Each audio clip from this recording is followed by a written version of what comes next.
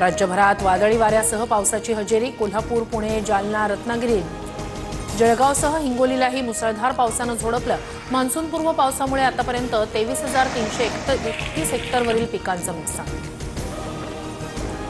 मुंबई उपनगरासह उल्हासनगर, अंबरनाथ, बदलापूरमध्ये मान्सूनपूर्व पावसाच्या सरी.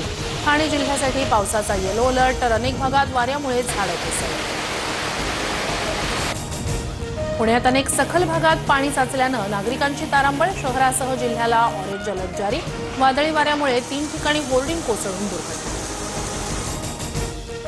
बुलढाण्यात वळवाच्या पावसाचा 56 गावांना फटका. 500 हेक्टरवरील पिकांचं नुकसान. जिल्ह्यात वीज पडून 12 जनावरं दगावली. पुण्याच्या आंबेगावात वादळी वाऱ्यासह जोरदार पाऊस. वीज कोसळल्यानं कांद्याचा जळून खाक. शेतकऱ्याचं लाखो रुपयांचं नुकसान. पश्चिम विदर्भात तब्बल 276 गावांमध्ये पावसाचा कहर. 771 घरांची पडझड. 7 जणांचा मृत्यू तर 95 जनावरं दगावली. आजही महाराष्ट्रात मुसळधार पावसाचा इशारा. रत्नागिरी, सिंधुदुर्ग, कोल्हापूरसह बीड, सोलापूरला ऑरेंज तर मुंबई, पालघर, पुणे, सातारा, सांगलीला येलो अलर्ट जारी. पंतप्रधान मोदींच्या हस्ते उद्या नागपूरमधील सुभाषचंद्र बोस इतवारी रेल्वे स्थानकाचं लोकार्पण.